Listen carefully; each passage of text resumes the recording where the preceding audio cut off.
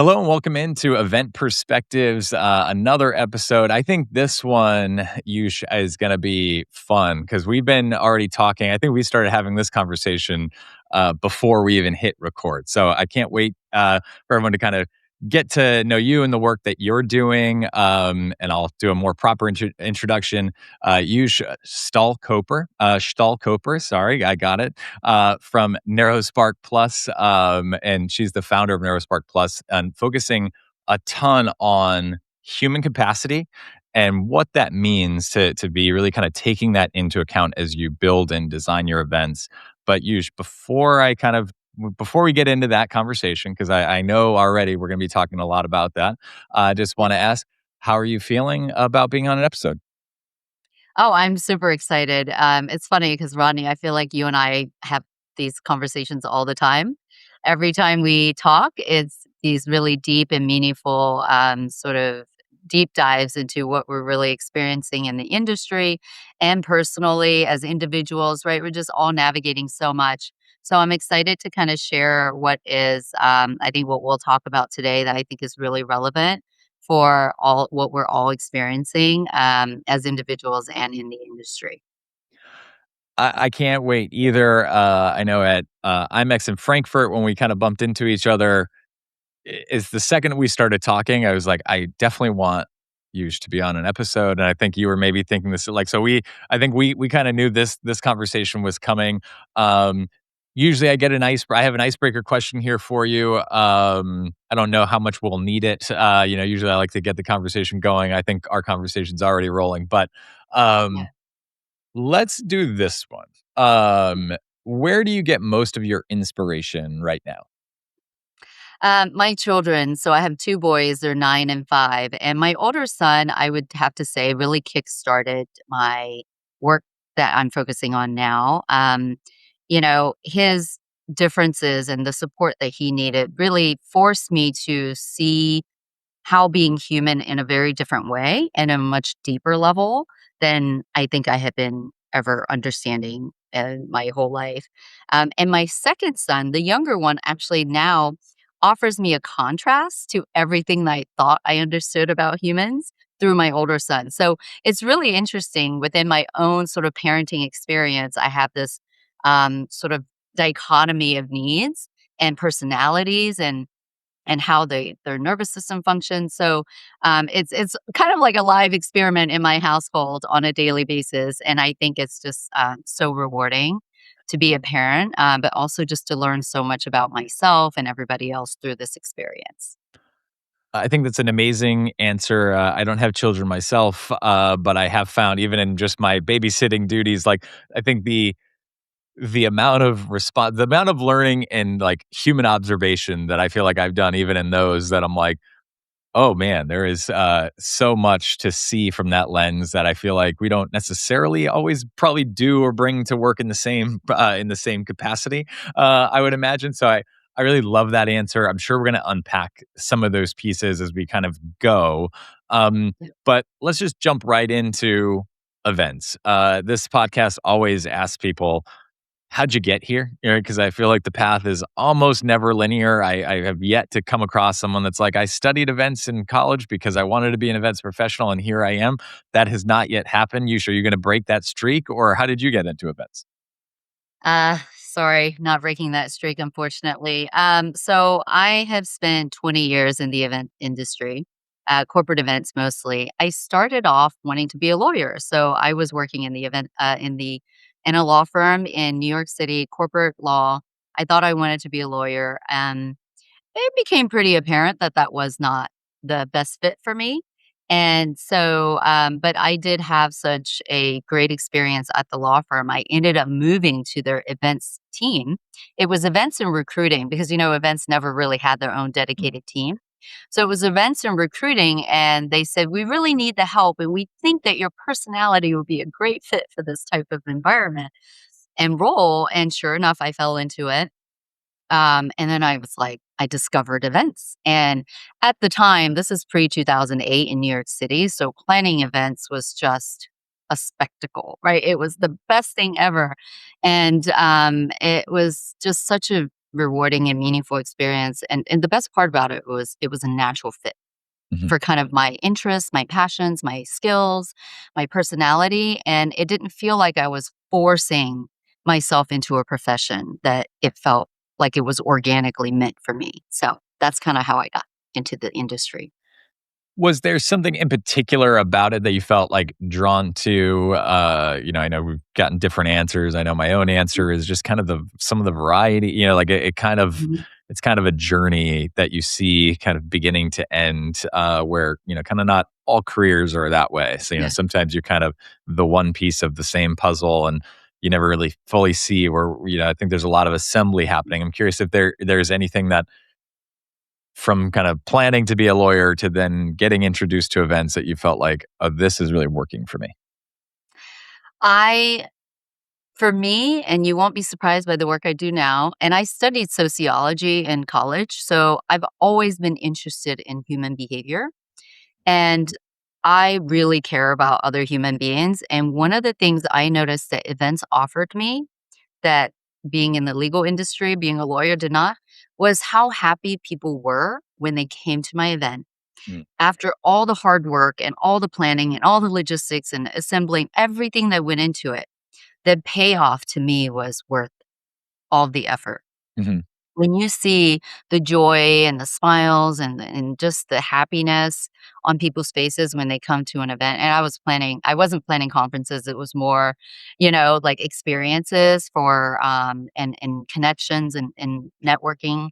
So it was very clear the impact that I had on creating these experiences that had this type of outcome. And I think most of us are hooked in this industry because we're like, "Oh my gosh, I created that. Mm. I was responsible for creating something so positive."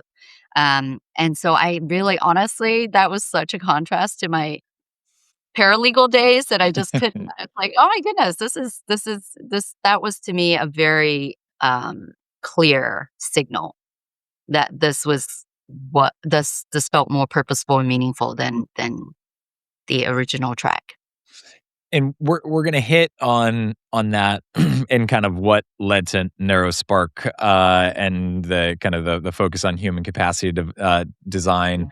Um, before we get there, like, what were some of the roles that you had, and what were some of the pieces that you kind of had done in the event space ahead of becoming a founder? Well, I pretty much, I think, held every role in the events industry. So I was primarily in finance. I started off obviously in the legal industry.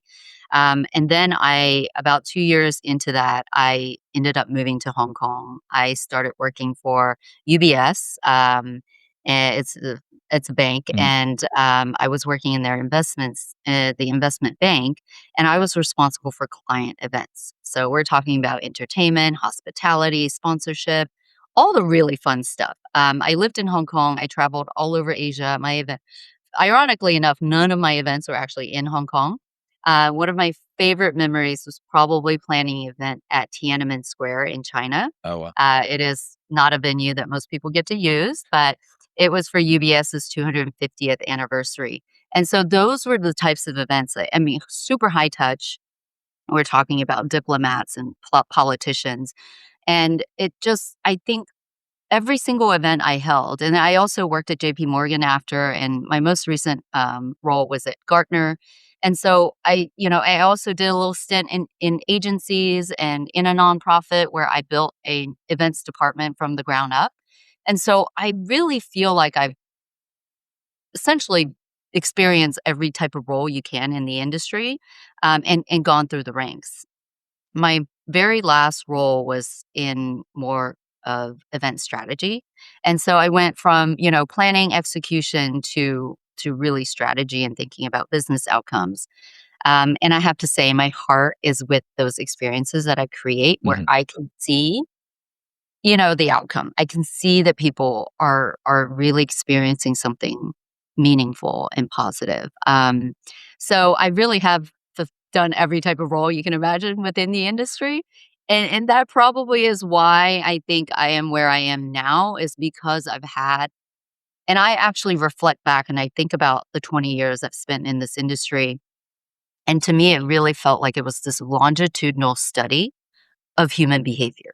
Mm, Right? Like, every single event I ever experienced, there's one common denominator was I was planning for humans, and yeah. humans have evolved over those 20 years, right? Their needs have changed, and the way that I think about what humans need through design lens or through just understanding, what their needs are, it's really kind of been part of the evolution.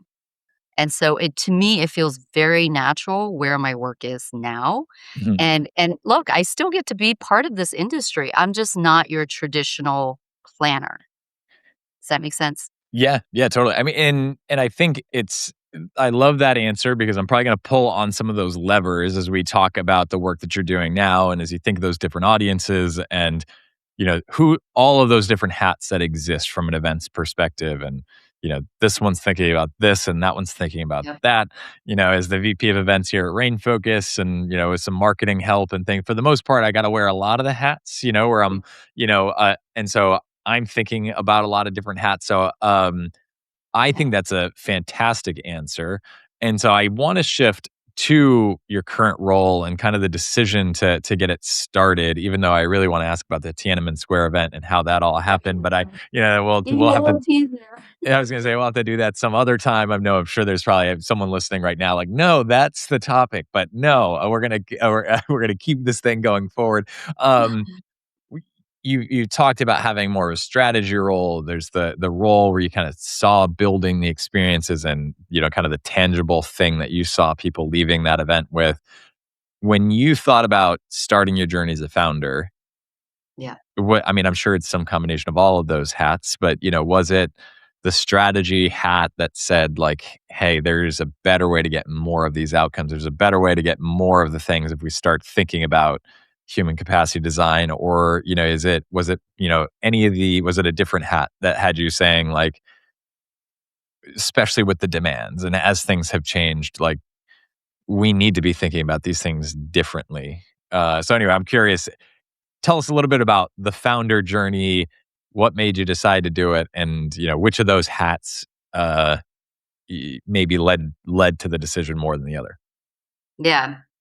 Well, I actually it wasn't any of those hats. Okay. It was my personal experience hat. Yeah. And of course, it's the correct answer is probably all of those Mhm. hats. It wasn't one particular one that drove me. So I didn't actually when I left, my corporate career, and when I left, I knew I was leaving. I knew I was not returning. I was burnt out, Mm. like, just completely on so many different levels, right? With the parenting, I have neurodivergent children, so navigating that whole journey, and then just the event demands on top of that sorry, my role demands on top of that. It was just not something humanly possible to sustain, Mhm. and that's why I made the decision that I did. So I actually left because I needed to recover. From that recovery, all of these things started to surface, and I didn't intentionally recognize that I had been synthesizing all of these lived experiences in 20 years of events. I started to notice all these different patterns, and then I started connecting the dots. And I just could not sort of ignore how interconnected they were, right? My lived experience, my parenting journey, my work experience, and every single thing that I had that was kind of coming together made me realize at the end of the day, this is really all about understanding humans, what it takes. It helped me understand my son to a deeper level so I could make sure I could support all of his diverse needs. And then it started to help me understand myself. Why did I burn out? Okay, these are all the things I'm starting to understand. And then why was my job, so challenging? And why is this industry so hard for so many people? All these questions really were pointing to the same thing. And this is what I do now. Mm. So my work involves helping people understand what an environment or how we're thinking about the demands that humans are experiencing and carrying into any environment. So this is family, workplace, events, organizations, communities, you name it, right? Wherever humans exist. So if we start to understand that humans are carrying a lot more than we've ever had to carry before, what are we doing about it? And what impact is that having? It's impacting our capacity. And capacity to me is how I'm using to define what somebody can do sustainably over time. It's their ability to show up in any moment and understand what they're carrying and determine how they're going to make sense of it and make a decision from that moment that I'm going to do something different with this, Mhm. or this is going to allow me to be able to actually meet expectations, or be who I was meant to be. And there's a lot of authenticity involved too, because you start to ask these questions about yourself, and then you start to realize that I think everybody else is asking those questions as well. And so it started to explain a lot of things for me, and the patterns just became clear and clear. And so I have to say, this kind of happened organically. NeuroSpark Plus started because of my son, Mhm. uh, because the work I was doing, I felt could really help a lot of other people.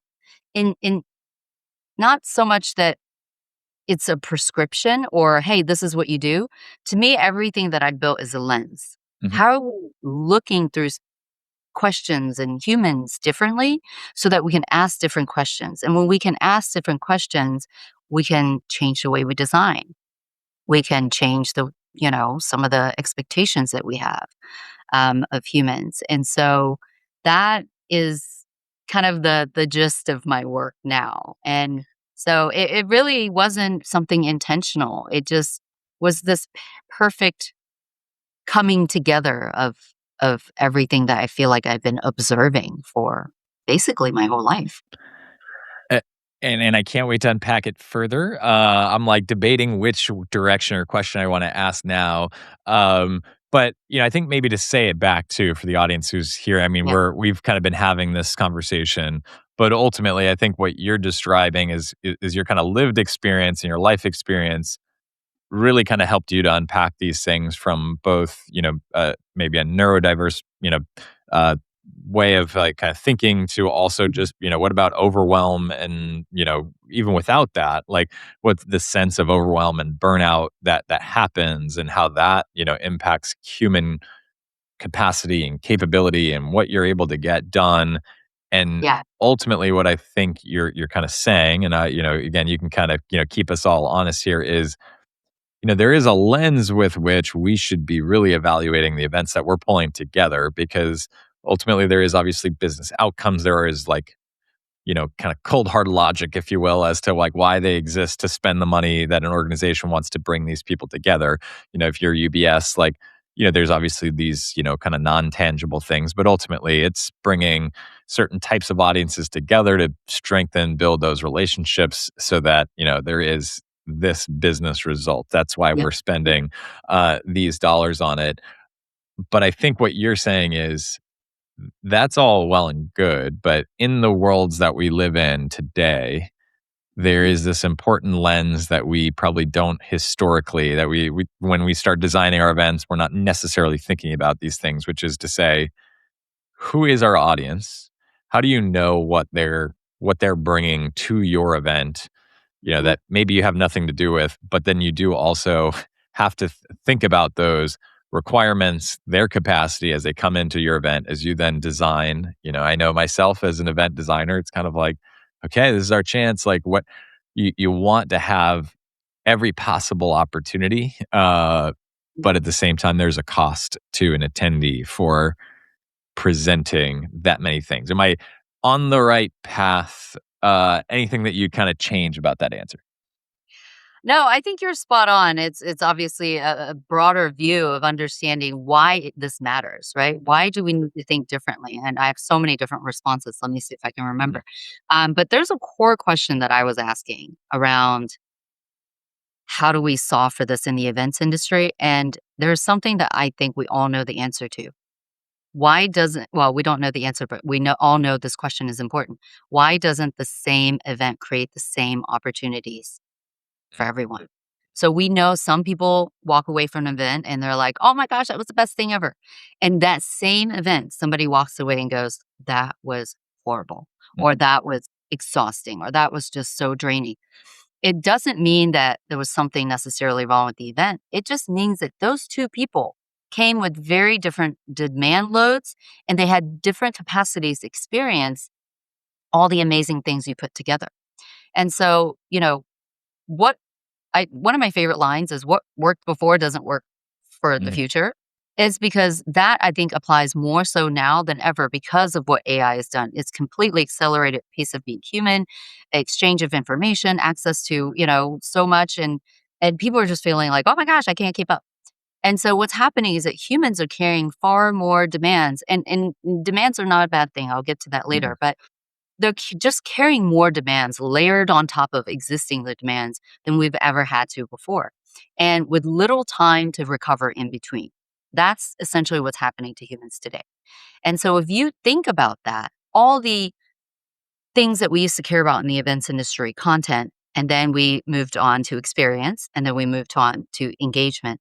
Those things all still really matter, right? And our outcomes are still the same. We still care about connection, learning, and engagement, and we still care about the business outcomes, right? Like you mentioned, ROI, NPS conversion, learning, whatever it is. But what we need to integrate into, and this is why I call it a lens, is how are we thinking differently about the content, about the experience, and about engagement? And the way we do that is by understanding the very people that you're designing for. I think we've spent decades figuring out the best content, the best mhm, experience, the best engagement. Now we're focusing on a lot of important things like neuroinclusion, sensory experiences, all of it. But how are we understanding the humans? And because even the event itself is a demand, right. not good or bad, it's a demand. It's something else on top. If you think about demand, learning is a demand, right? Because learning means that you have to use capacity to absorb information, learn it, retain it, apply it. But we don't see learning as a bad demand. It's just a demand. So I think Right. there's this kind of assumption that, oh, a demand is something bad. Also, just to take it one step further, I think some people think of demand as, oh, somebody asked me to do something. So, what I'm trying to help people understand is there are all these invisible demands that are happening and that is actually taking away from the capacity we have as humans. So, you mentioned earlier when somebody arrives to the event, they're not arriving with a blank slate. They're carrying their individual load, their family load, their workload, their community load. We have no idea. But now what I'm encouraging is that maybe we should start asking what those loads look like before we start making any design decisions. Right? This is not let's completely overhaul our event design. Let's just infuse in this additional layer of a Mhm. lens to help us think differently about all the things that maybe we used to assume that maybe those assumptions were correct for a previous time, but now things are very different. And and what like I think one of the in the conversations that we've had, and for the audience, I have done the Know Your Audience assessment from the NeuroSpark Plus Know Your Audience assessment, which I'd highly recommend. We can talk on about that afterwards. I think there are so many questions in that assessment that forced me as an event organizer to really think about stuff that when you see it, you're like, "You're right. It's I should be thinking about that, but am I? I don't like, I don't know that we've, properly thought about what does it mean to ask an audience to be traveling 3 different time zones over, but then also starting the conference, earlier than the normal, or it's going to, end, or like we're not really totally thinking, like, at least as an event organizer, am I totally thinking about the different demands as you've said it, and the careers that they have. I mean, as someone running and planning events for people running and planning events, I mean, the reality is a lot of them are likely in the middle of an event cycle, or they're just coming off of having finished a sales kickoff and now are trying to kind of come and learn and be present. Like these are demands that I think I think in all of this work, what has really been helpful, if I'm going to just be vulnerable, just individually, is to say like, oh yeah, I mean, like I'm feeling quite often. I think in the conversations that we've had, I'm feeling quite often overwhelmed, just generally. Yeah. Like it's kind of like it's the next thing to the next, and like when as we were getting ready for IMEX, in my mind, it's like I've got all these things that I need to get done and truthfully, Yeah. I feel kind of still behind, not just from that, but just, the schedule of then traveling, coming. Um, so I think there is something too that I don't know if there's a shared language or a language that allows an event to communicate with our attendees in a way that is communicating what are the demands, and we know you're carrying this, and hey, this one's a this, like, Yeah. how we're stacking the schedule in a certain way to be Right. mindful of that. Like, these are all things that I think are like coming to the surface for me. But I'm Yeah. curious from your perspective too, as you look at events or in any of the conversations that you're having with event organizers or thinking about this work, what would you say are the things we're, potentially most guilty of? And I don't mean to say that. I don't mean to frame it in a negative way, but just, like, what are the things that we're doing too little of that, like you said, you're not recommending an overhaul of everything, but the idea of what could we all infuse into our thought process as we plan events that you think has the most material, kind of tangible kind of benefit to our audiences? Yeah. I think there are some standard things, but you might not love this response, but it depends on the event and it depends on the audience. It depends on where it's located. It depends on all these factors that you went through in the KYA. Mhm. These are factors are helping you identify these invisible demands that you might be placing on your audience that you hadn't considered before. Mhm. And so if we know, let's just forget a moment what these demands are, because I think if you just have a baseline assumption that people are carrying far more demand to this event than we originally assumed, then you design from there and you need to think about how do we give people space back to recover, Mm. to consume and absorb information. How are we giving them the ability to participate in different ways, right? How are we, because not everybody shows up with the same capacity to network. Not everybody shows up with the same capacity to absorb information. Not everybody shows up with the same um, energy levels, right? And so if you have an event where, like, let's say, just to use your example about travel and time zone changes, that's affecting the circadian rhythm. When the circadian rhythm is impacted, it impacts your digestion, it impacts your sleep, it impacts your energy levels, impacts so many things. And so, as humans, those are our basic needs. Those are essential things that help us operate.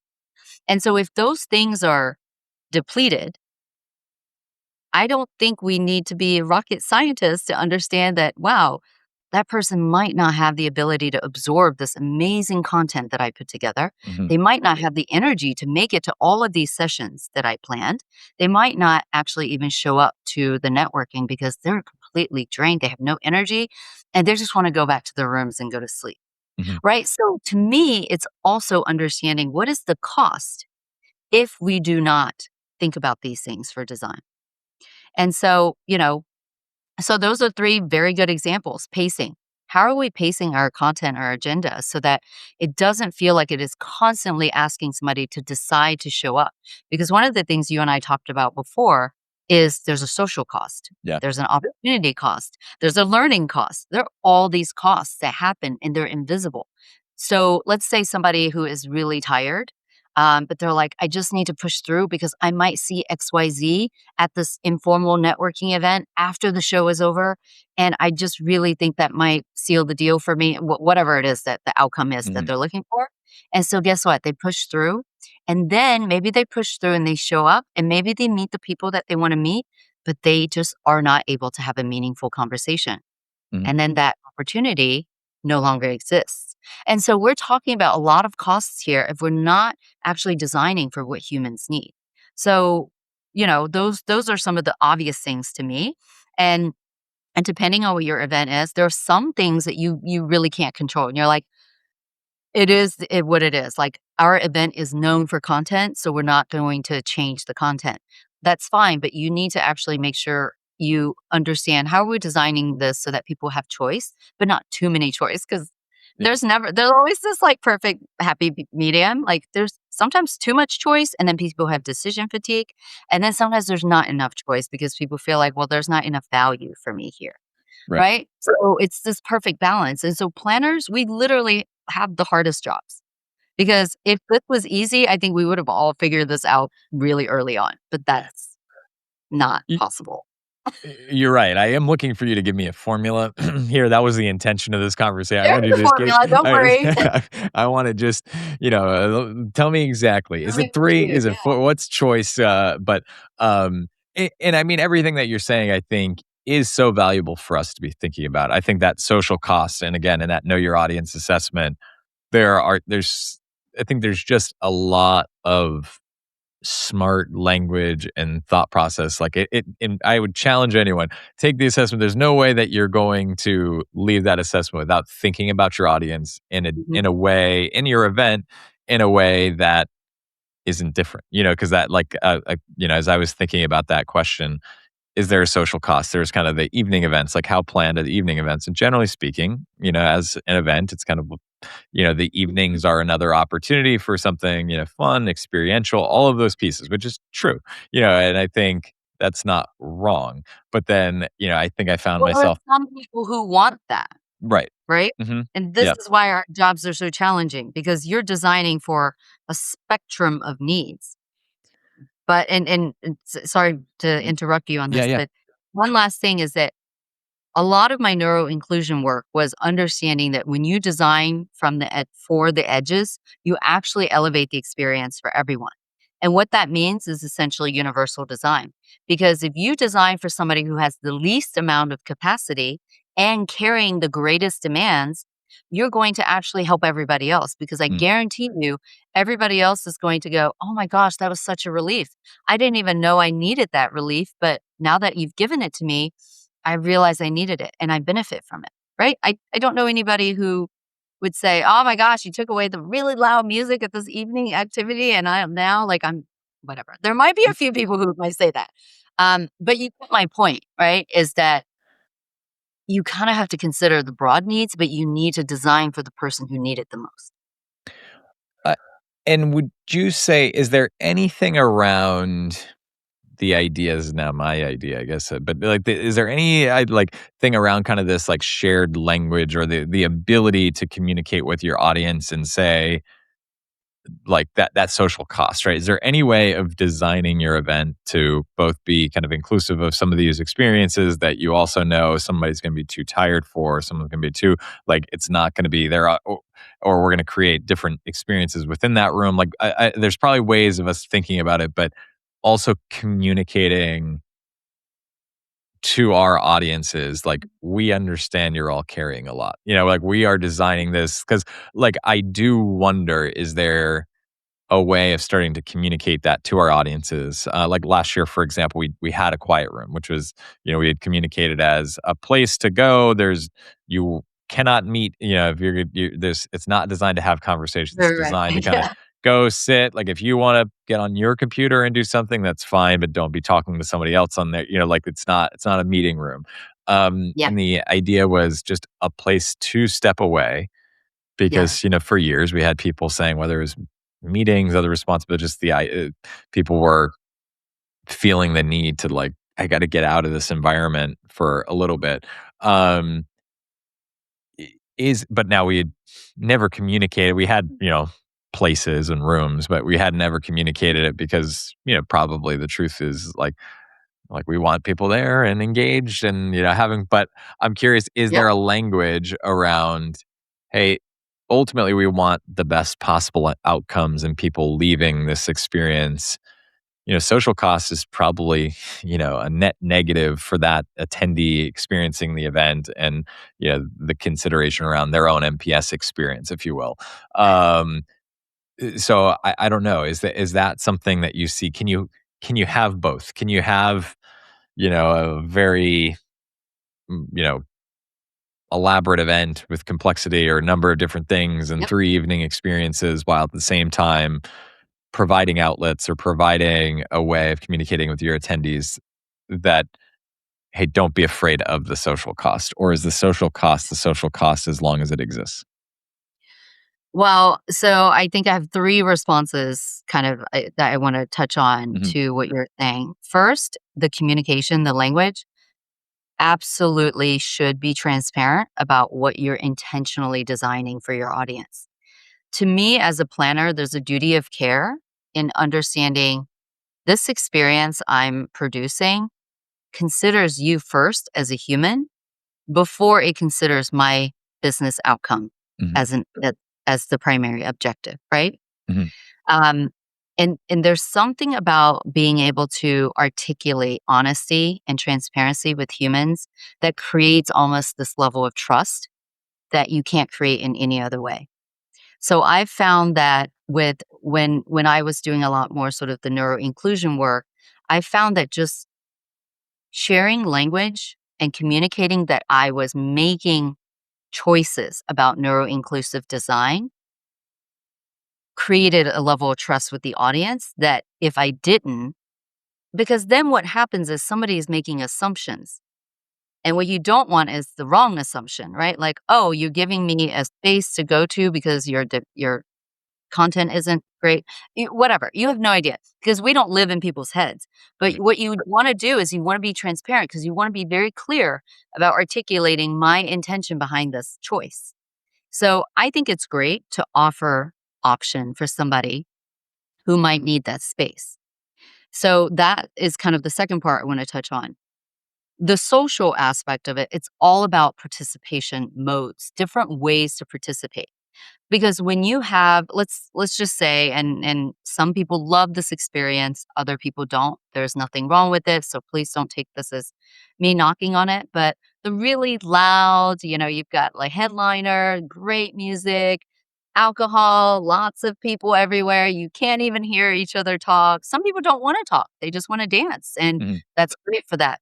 But some people want to go to these events because let's be honest, they're called networking. So you expect to have conversations. Some people want to have conversations, but then they are overwhelmed by the sensory experience that they can't even hear themselves think, right? So much less be able to carry a coherent conversation. And so in those moments, how can we think about different ways of offering the attendees to participate? Maybe if somebody did want to have a conversation, there is a quiet space. Like one of the things, there was a recent industry event I went to. It was an evening. It was like it's a great gathering. Everybody comes together, but it was exactly this. It was so loud. I'm like, I can't hear myself think. But when you go first enter the space, there are some quieter spots. I wish there was more seating around the quieter spots because the people who wanted to have those meaningful conversations could convene there. But then as you get deeper into the venue, the music got louder, right? Because maybe it's a stage Yeah. and you're getting closer there.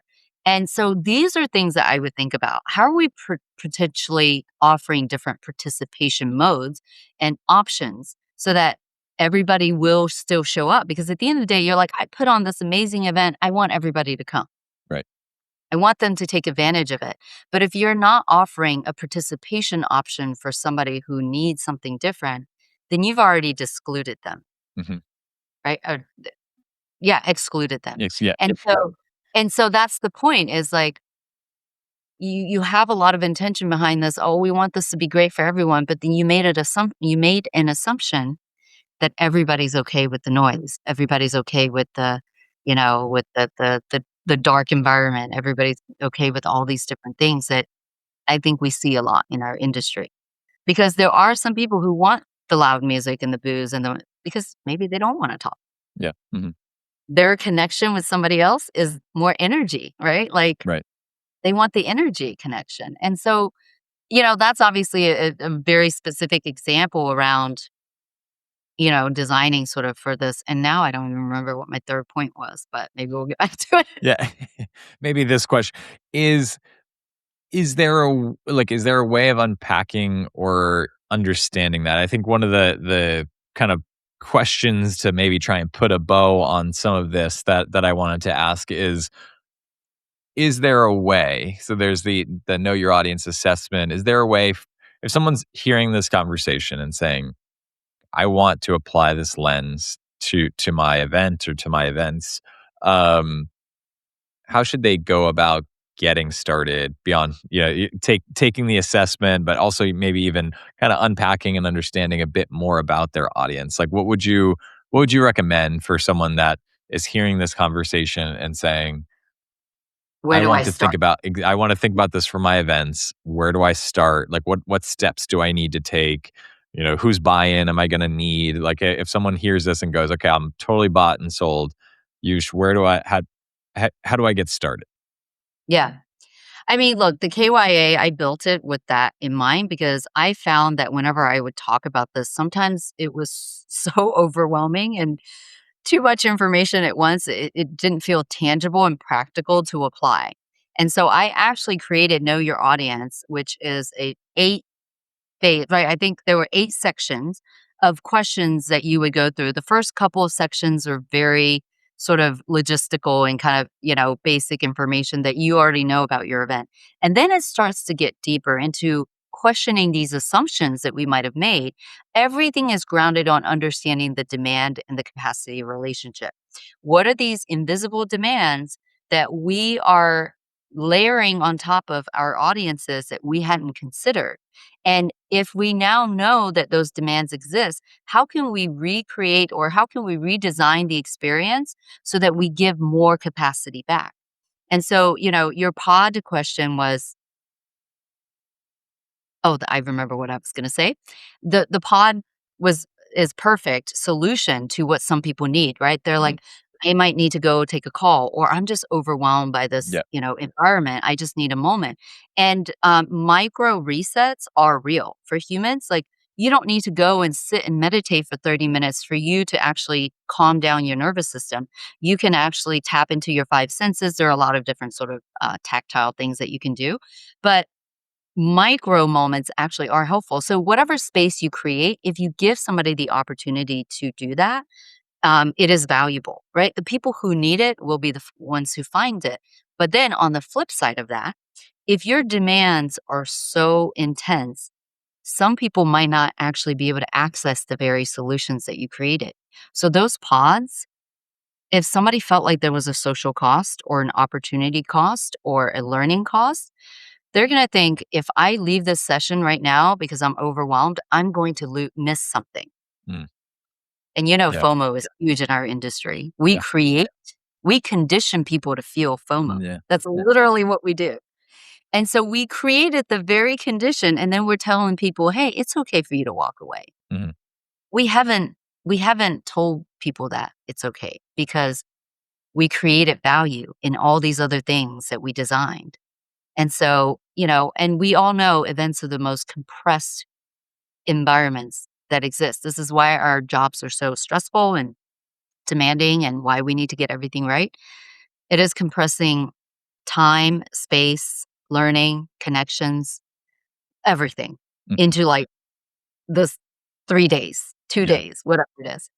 And so when you think about that, those costs start to become greater, right? The if I leave, I'm going to have this cost. If I walk away, I'm going to have this cost. So a lot of people are navigating this demand, and this is a demand that we never think about. Mhm. That decision is a demand. Right. Should I leave and miss this session or this networking opportunity, or do I think about my own needs?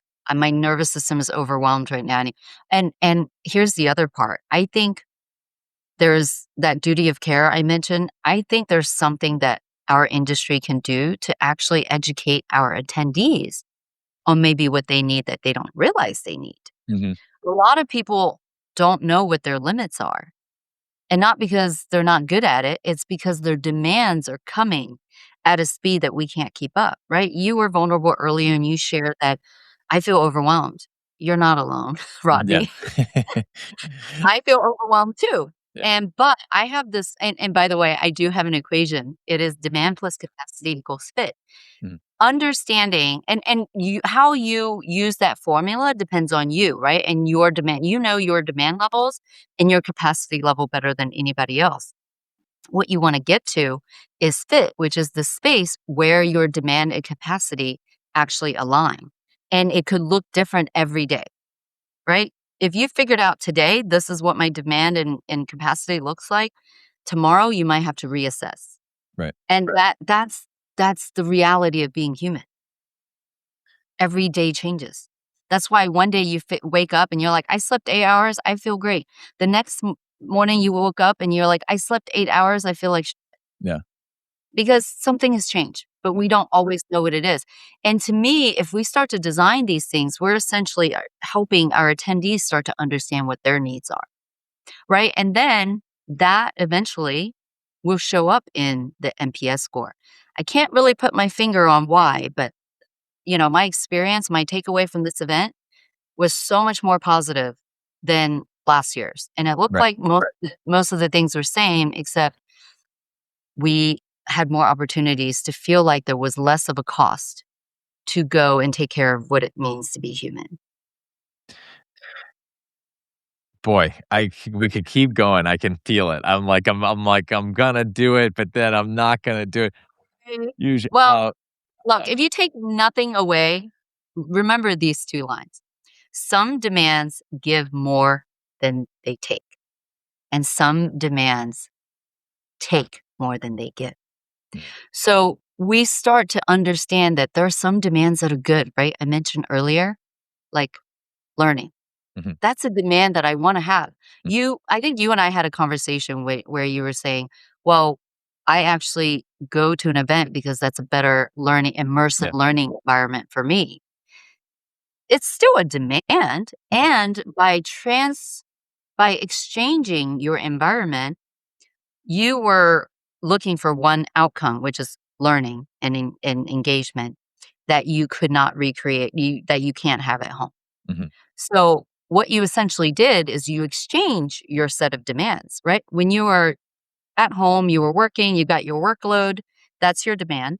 When you went to an event, yet you didn't have the workload anymore, but then now you have to learn. Now you have to navigate the social stuff. Now you have Mhm. to navigate traveling. Now you have to navigate all these other new demands. And so I think it's less about are demands good, bad, and what it's about you understanding what demands do I need right now that actually will give me something back Mhm. and what are the demands that's going to take from me. And so I think as designers and planners and organizers, when you start to understand, look through that lens, like there are some demands we have to create content, learning. Yep. That is why people go to events. Connection.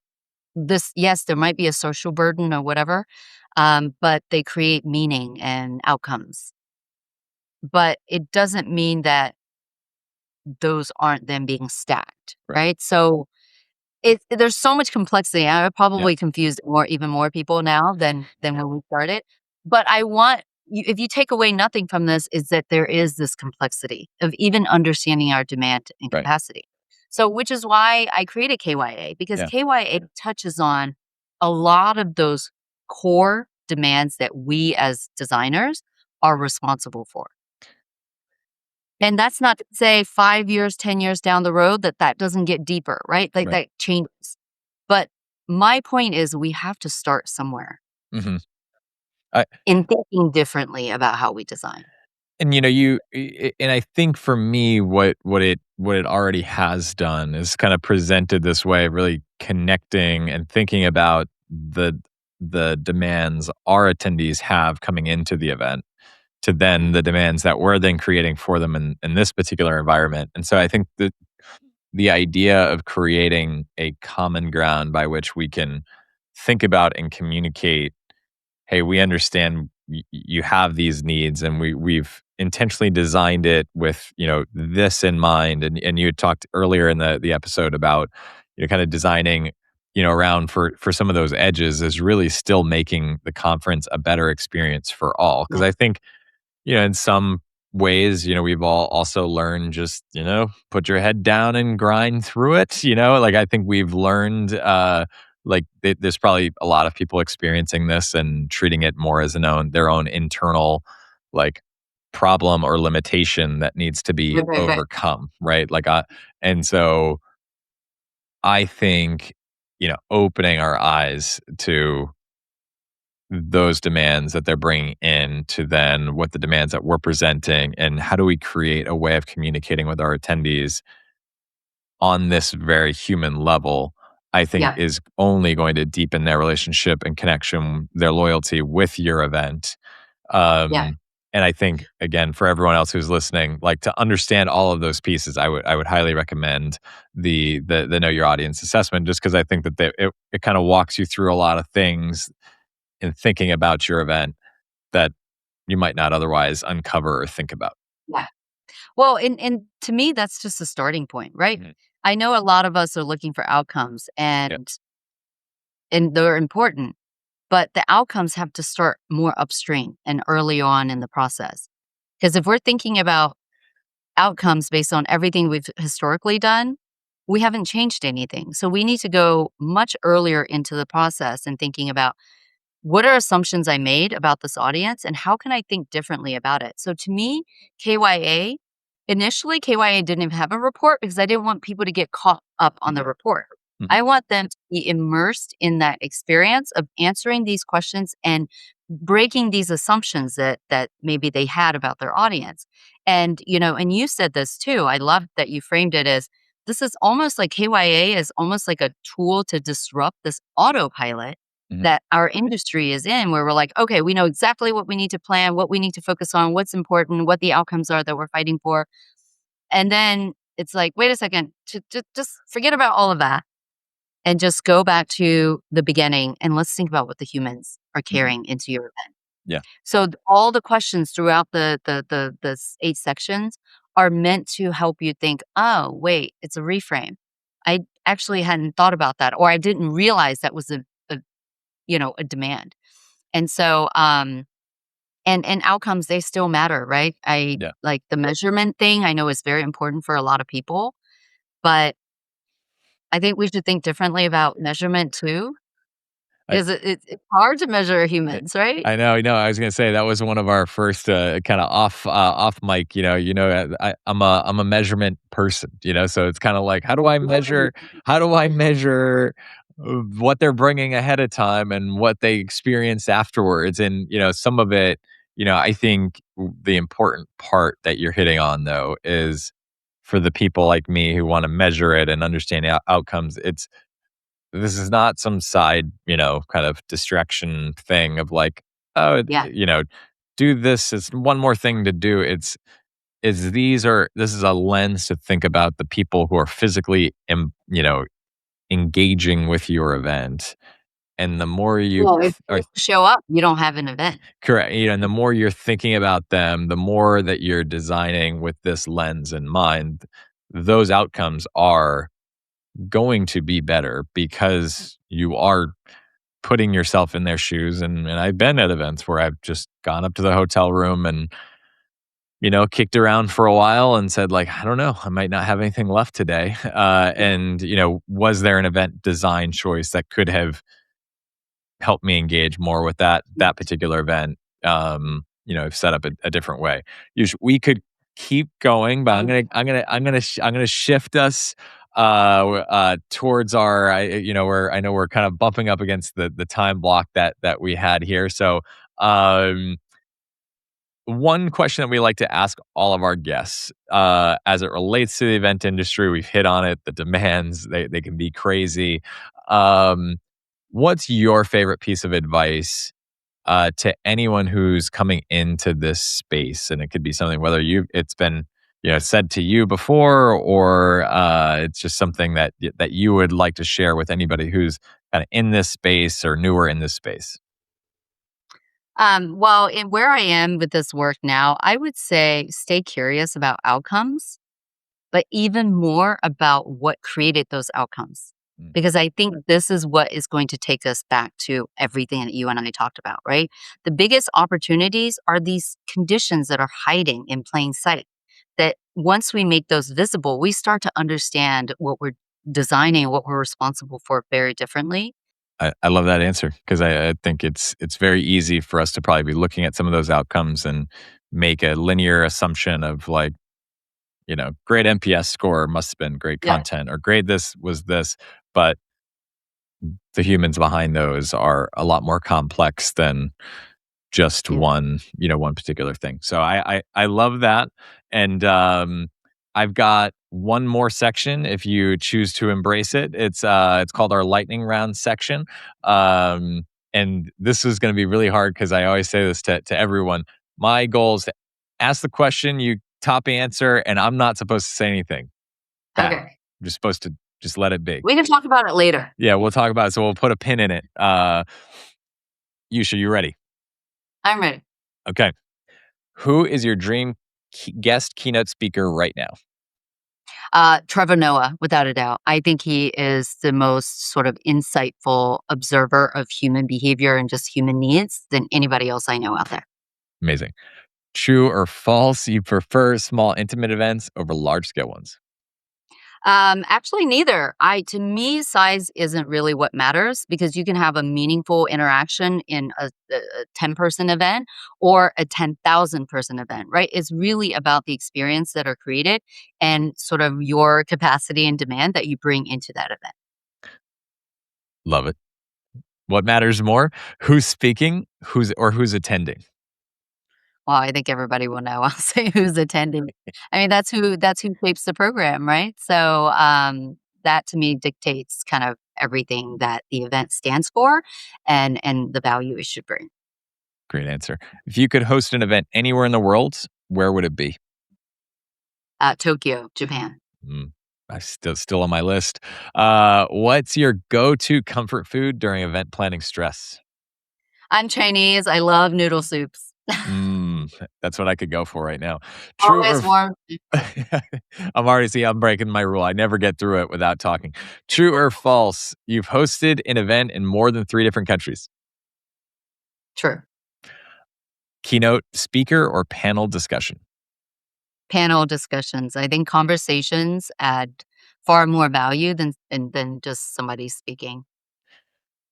True or false was one of my favorites. You pack gym clothes for an event that you're planning. I always pack gym clothes. It doesn't mean I always use them, but to me, it has to start with the intention. So So the if intention I wear, counts. The intention yeah, counts, and the only thing is when those gym shoes are in there and you don't use them. That's the part where I'm like, annoying. Yeah, that was yes. valuable space. But I agree. Intention matters. And finally, closing event party. Do you want a live band, DJ, or maybe based on this conversation, neither?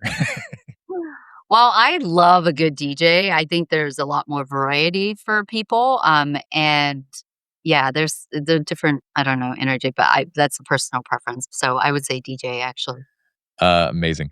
Yush, thank you so much for the time today, for the conversation. I'm sure we'll keep chatting, but I think for anyone who's listening, I think this is just something super valuable that they should be thinking about and bringing to the table. Is there a good place that people could get in touch with you if they want to know more?